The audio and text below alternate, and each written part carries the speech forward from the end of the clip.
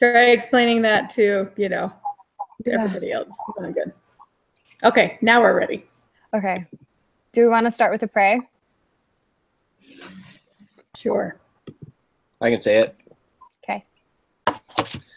Our dear Father in heaven, we're grateful for this day. We're grateful for the opportunity that we have to further our education. We're grateful for having each other and all of our willingness to meet together this evening and the hard work that we put into each of these case studies, that we may share our thoughts and the insights that we have.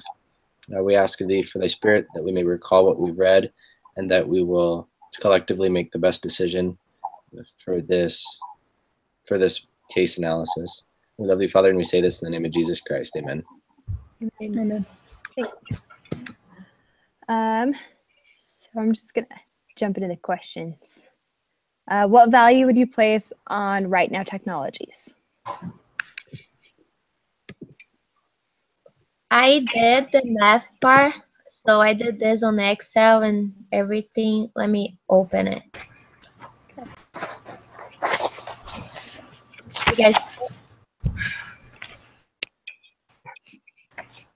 Victoria, how'd you get the math?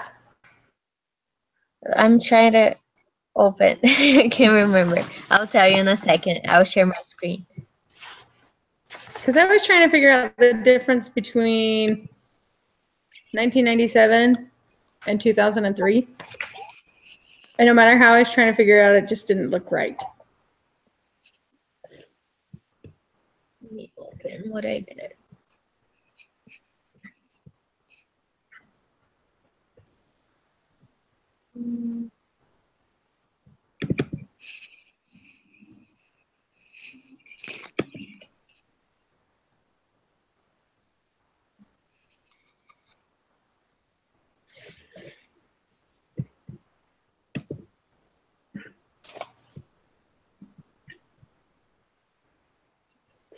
So I evaluated in 50 million, and then 57, and then 63.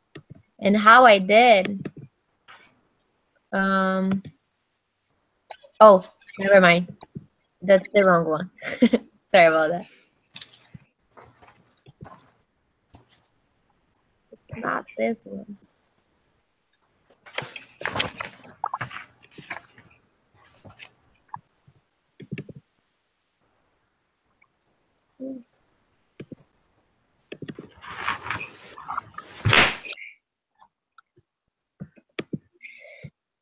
I did another computer. If you guys want to like start discussing yours, I have to find the other email that I sent in my work email, and then okay.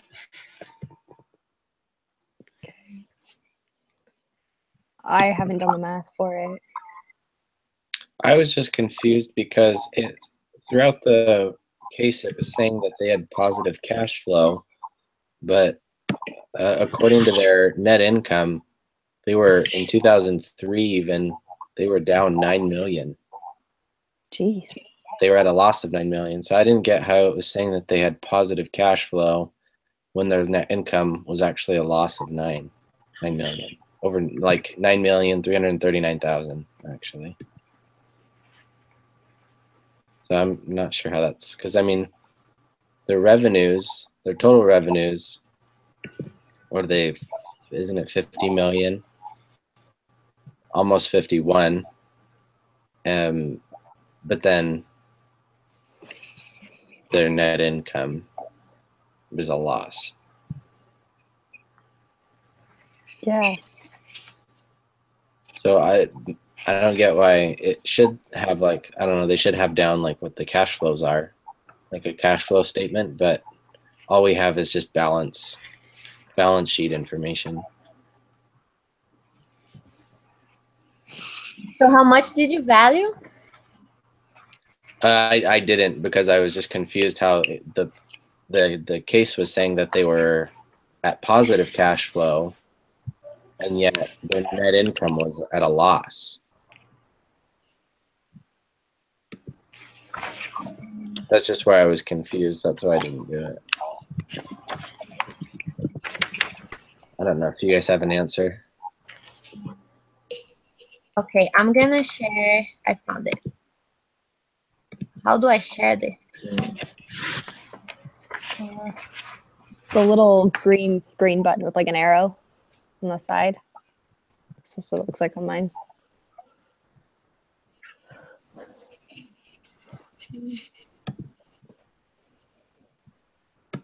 I can't find you guys on my computer.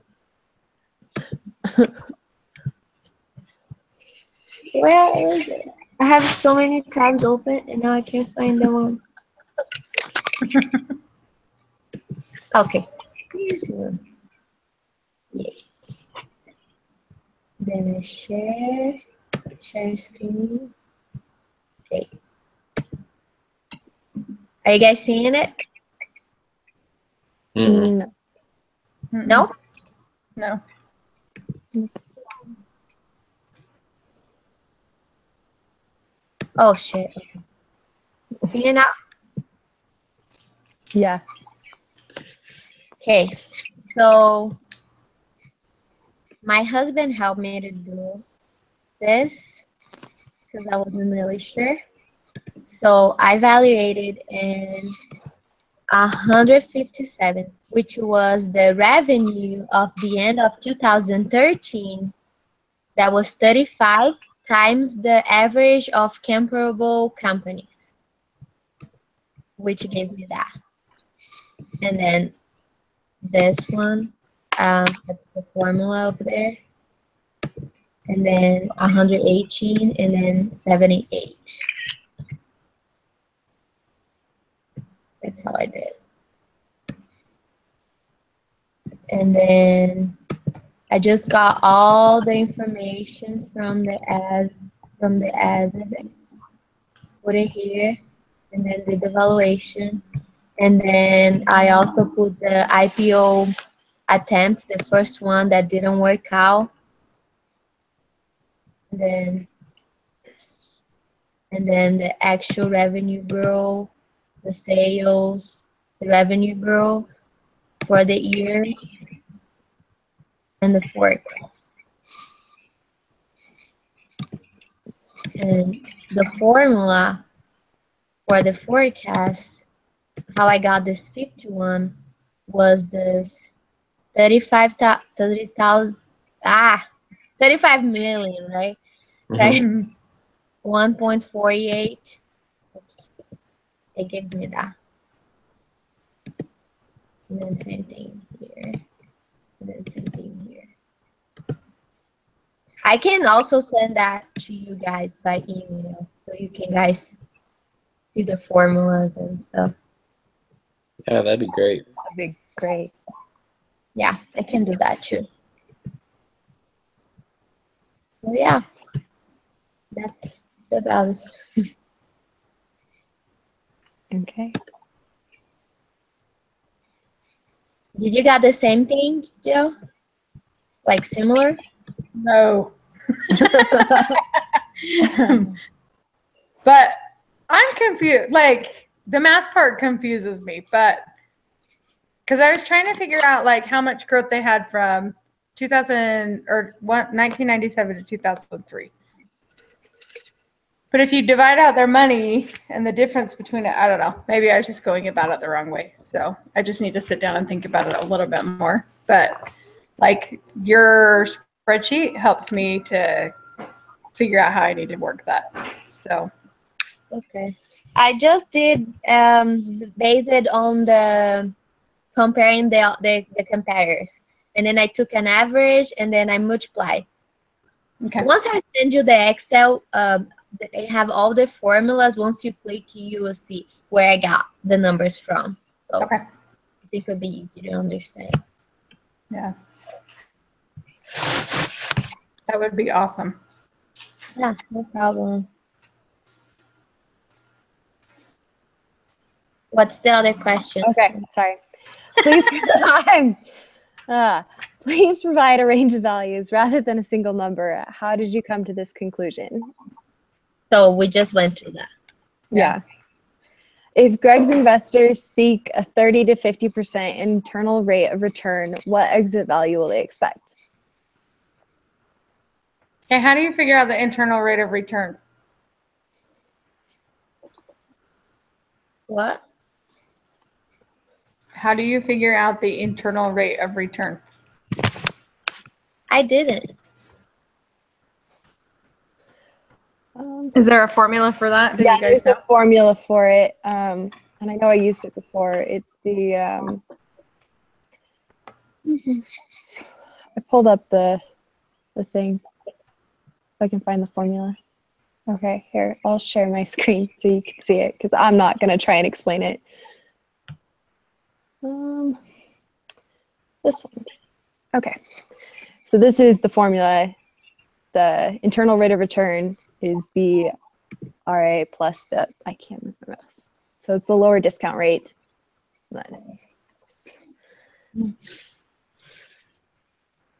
Yeah, I That didn't. just looks way too complicated. It's accounting, and it's death. But That must be accounting 202, because I don't think I did that in 201. I did it in 201. You It's did? the net present. Yeah, it's net present value to get the internal rate of return. Oh, maybe I did do that actually. It's kind. It's yeah, It's kind of like more complicated in here. yeah. It's just because we don't have the numbers laid out for us in this class. It's not as easy. Yeah. Yeah. But Is that- I think if the question only wants the math, or it's asking what would be the best exit. It's just what exit value will they expect. So I don't know. I don't know either, because when I wrote my paper, I put that they should and then do an IPO later on. So if you're doing an IPO later on, you don't have the exactly value, right? Because it depends on the market. Or it does. It sounds right. I don't know though. Yeah, it kind of depends. So if you do an IPO later on, it depends on what the market is. Where's it at in the future tense? So you can't have an exactly value for the exit value, at least for what I wrote. Yeah, it would be assumption. So So if they did do you the guys IPO. say? Did you guys say that he should sell, make an initial offering, or just wait? Those are the three options, right? Yeah.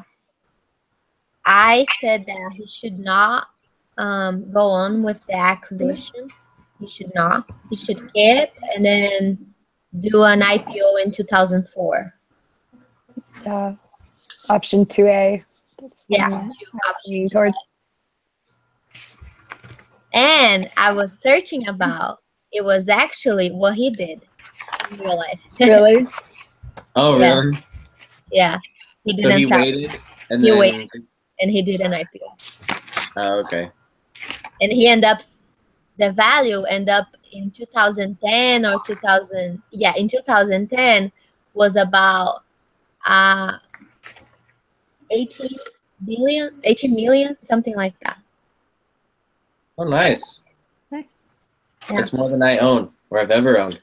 And it was even more, he got even more value with the IPO than the other, like, because he was comparing to the other companies, and the other companies got about like 16 million, and he even did way better than the competitors.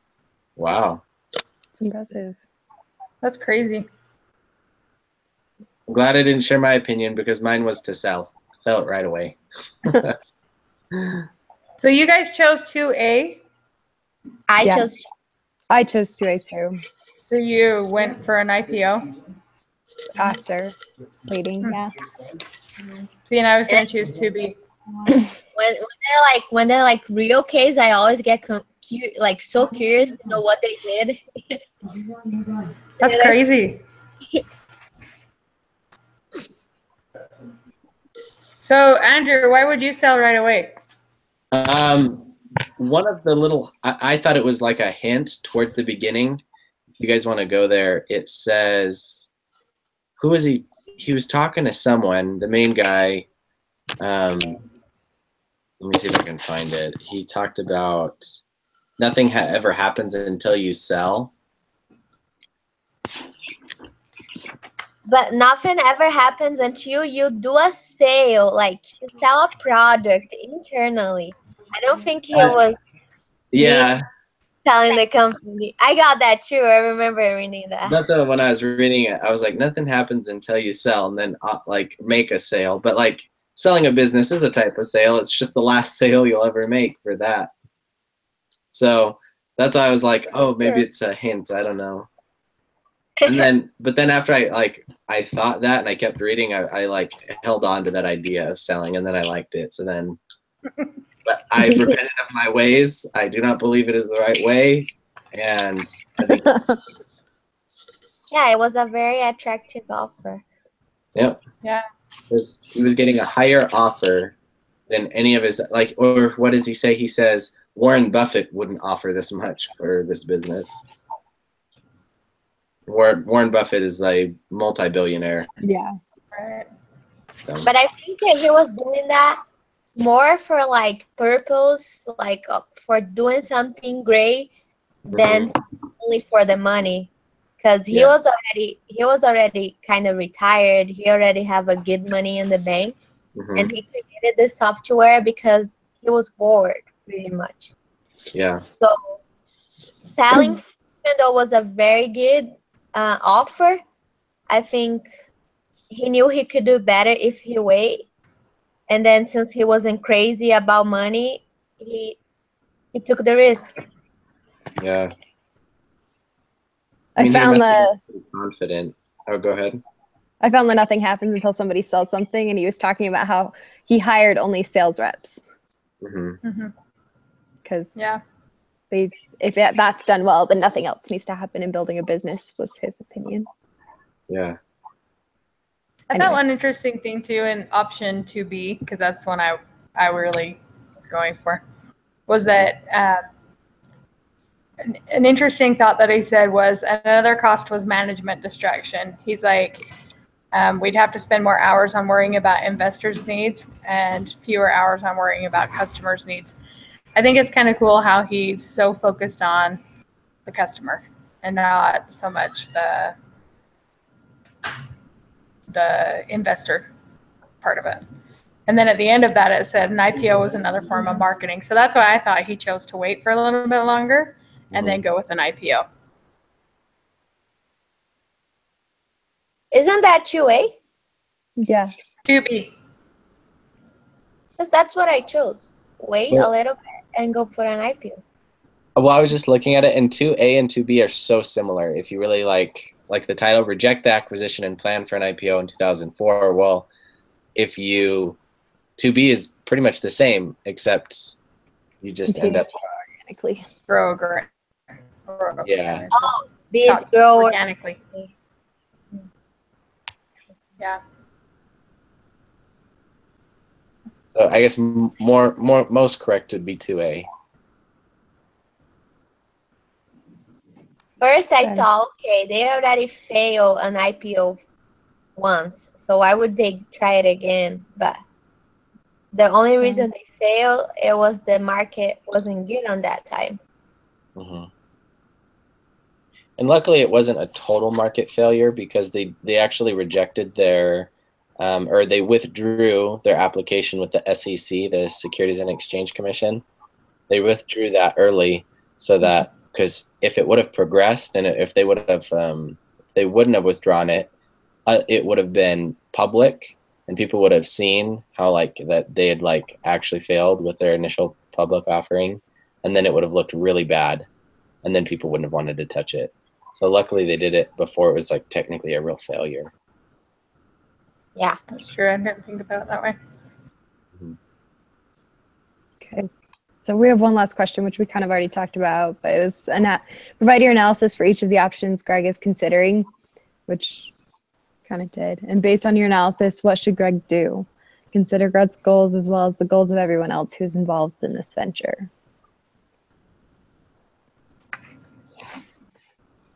think we just shared. Yeah. I think we Well, covered. one other thing I was gonna say is like I think he must have been a pretty, I don't know, I don't know if he was confident or cocky, but because he did put a lot of other people at risk of losing a lot of money. Because like if he would have just taken the offer, a lot of those, like there's a lot of people who didn't make that much would have made quite a bit of money. Moving on to a larger corporation, they would have probably all gotten higher pay, much higher pay, and then the people who had invested anything would have made a lot of money. But then I don't know if he was what he was thinking. If he was thinking, well, I don't want to go back to retirement, or if he was really thinking like, I want to try and get more back for everyone that's involved, including himself. But it ended up working out. Obviously, if he ended up making what 18 million, you said. Yeah. That is so crazy. Yeah, those figures are quite substantial. Yeah. It was funny. I just Wow. drove through Bozeman, 3 weeks ago, I think. So I was just there. It's a small town. I was interested in like he's wanting to create jobs for people there. And I was sitting there thinking the way that they described their population there, that'd be crazy to try and get that many employees through there. Mm-hmm. It seemed outrageous to me. Yeah, it was a pretty lofty goal, but I don't know if it was part cocky or confident. I don't know, but it worked out for him.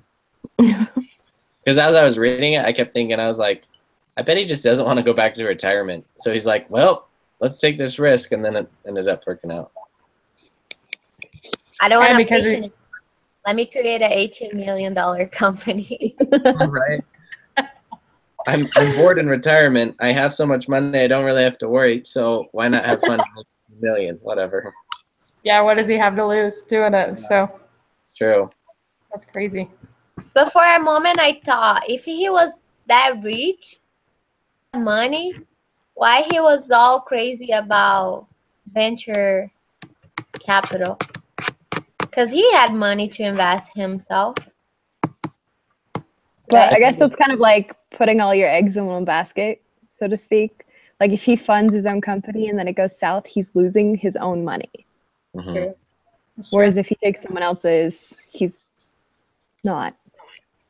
Yeah. Yeah. Makes sense. Because if fails, he doesn't have to give money to the venture capital, right? Like it's their investment that didn't work out, right? That's how it works. Yeah, so like when, like say if you have like if you have an incorporated business, like if you've like officially, because like you can have a business, but it's not until like you can have it as like what are the two things? There is, I can't remember there's you can incorporate, and then like there's other options too, like in like having like an official business. That's how you file taxes and things like that. But what was I going to say about it?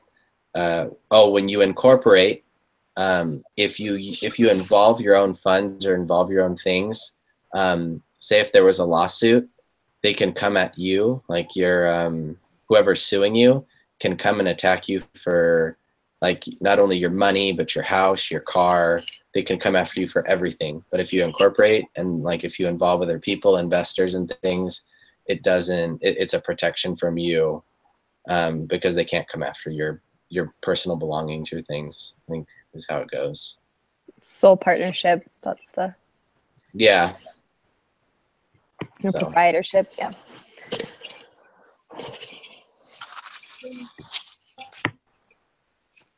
So is that it, Mackenzie? Yep, that's all the questions. That was fast. That was fast. That was much faster than our other ones. I know. There are only like 4 questions. Yeah. Bigger than you guys firing us. Another meeting this week, right? What? No, we don't just have another paper. meeting this week, right? No. We need to, and we need to write another paper, and It's worth 50 points. I'm scared. Wasn't the last one worth a lot of points too, though? The mumate? I think it was the same as normal, isn't it? It was 20. Yeah. Oh, it's fun. Yeah. Awesome, Okay. awesome. Well, Mackenzie, would you like to adjourn us? You have the power. Like, You're the one with the power tonight. You're in charge this time. well, I guess then thanks for answering questions, guys. And No problem. see you next Thank you week. for conducting the meeting. I'm so good at it. It's great. And Andrew, don't freeze while you're up there. I won't. I'll try. Well, let's see. Yeah, no, I'm gonna freeze. It's below freezing right now. Oh, And it's snowing, so don't get like buried in the snow. buried in the snow and freezing. Yeah. So Also, Sorry. the advice my dad gave me when I was going to go up to BYUI was don't try to help people up that have fallen because you'll fall yourself and then nobody will help you up. So just don't help people. That's right. Never. You are up at Idaho? Yeah. Cool. Yep. It's fun. When are you graduating? I'm still kind of trying to decide because I can finish by the end of fall, but I'm thinking I'm just trying to decide if I want to do an internship or not because like I technically already have one that done already but it was from a previous catalog year that I was able to be into my catalog year I was able to do an advanced internship, which I don't think they offer anymore. So I think that can actually count for mine. But then, so if I do my internship, then it'll be a little bit longer. I see. So, but if I want to just finish, then probably next fall. Cool. is that for your bachelor's? Yeah. I graduated in Not April. cool. Not cool. How much longer do you have? Well, I'm in school for you. I have way too long because I'm only doing part-time. Oh. Yeah. But I just found out last night that I only have 2 more.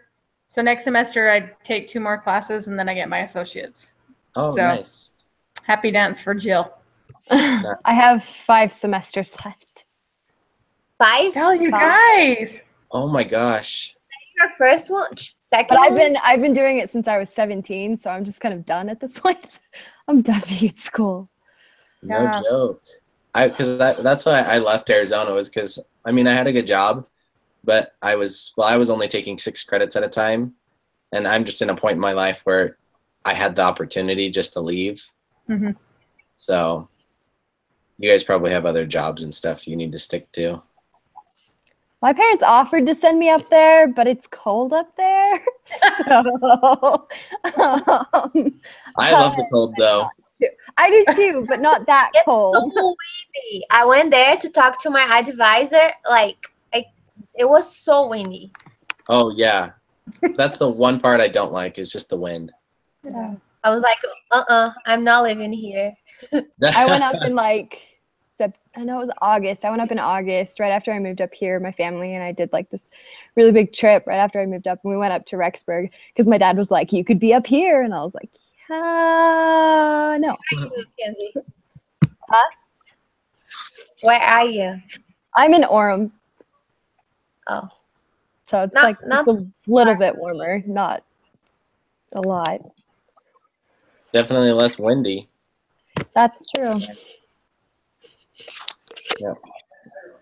So do you want me to post the discussion? I can. Yeah. Okay. I'll post it. Mackenzie, you're still the one in charge. I'm still in charge. I don't want to be in charge. All right. You are tonight. Yep, you are. No getting around. I will send you guys my Excel file. That would be great. Awesome. And I'll send you the video recording. Oh, wait, what? Been like psychedelic on us. Like what? Like you keep like Like I don't know what you're shaking? doing. Yeah, it's so weird. I don't know. I have it in my legs, so I'm kind of like. We all must be tired from daylight savings time. Oh, Change. That killed me. Oh, I love it. Fall back. I got an extra hour of sleep. I wish that was how it worked, but my internal body clock went off and it's like, you're going to be late for work. And I was like wide awake. And then I was like, I have an hour of sleep. Just go back to sleep. And my body would not shut off. And so I was just like wired that I was going to be late for work. So I was exhausted all day. I have the opposite problem. You slept longer? Yeah, my body's like, no, you're good. Go back. shutting down. You know when your computer has a virus and it just keeps like shutting off? Yeah, that's me. I wish that was the case. Kill my other roommate because of that. Because she went to the gym at 5 a.m. I was like, please don't. And No, then please 5 a.m. her alarm clock. That's funny. I wanted to kill her. When I got married, now I can't kill my husband. Yeah, I have a roommate. The roommate that shares a bathroom with me, she'll come in at like 4 o'clock in the morning and like turn the bathroom light on and it'll hit me in the face. I'm like, go to bed. It's too early to be awake. My mom's always like, that's the best time of the morning, Yeah. Mackenzie. No, my mom calls that the crack of stupid because you have to be stupid to get up that early. And you know what? We are stupid because the birds aren't even awake at that time of day either. Yeah. But traffic is not bad at that time of the day, so that's the nice part. My drive to work is literally 3 minutes, so it's bad. Mine's 20, so it's quite nice in the morning when nobody's on the road. So I'm sure. Yeah. Yeah, that's when I used to commute into Phoenix. I would leave between 5:30 and 6. There were some days I had to go in at 4:30 or leave at 4:30. But that was just because my proctor for my exams for here had to be someone who was with the school, and that was the only time I could meet him. Oh, wow. So then I would go take my exams before I got to work, and then I'd get to work. But that is nice when the roads are empty. My proctor was like my institute. It's the UVU Institute, like president or something. And he would just like unlock it and just let me do what I was doing. He was like, I don't care what you do. I'm just going to trust that you're being honest. And I was like, okay. Were you? Yes, I was on it. It was accounting. It was accounting, and it was so hard to like not take notes in because I struggled with accounting so bad. It just does not make sense to me. And after failing several exams, he came in and I was just sobbing, and he's like, I know you're not taking notes, so he's like, maybe you should, and I'll just look the other way. And I was like, that's not what you should be telling me. Andrew's like your bishop tonight, Mackenzie. You better answer honestly. Yes. I'm just kidding. No, I did. I was good. That's awesome. Mine was the librarian. He literally stand over my shoulder the whole thing. Really? Like, stop, go read a book. Go read a book. I can't perform anything when anyone's looking over my shoulder. Like, I was a pianist for a while, and whenever anyone would like come over and like look over my shoulder to like watch my fingers move, I would stress out really bad and like screw up. Like, if my little siblings would go anywhere near me while I was on the piano, like I'd forget every note that ever existed, and it just would become a mess. I can only play when I'm not paying attention that I'm playing. Like, my mind go to another place so I can play really well. If I'm very, very focused, I screw up. I don't know why. I like overthink it. I think it's a problem. Yeah. All right. Well, apparently it's cold. I don't know if you can. I heard that. Don't freeze too much, Andrew. I won't. All right. Well, hey, we'll see you guys later. See you guys next. Bye. Bye. Bye.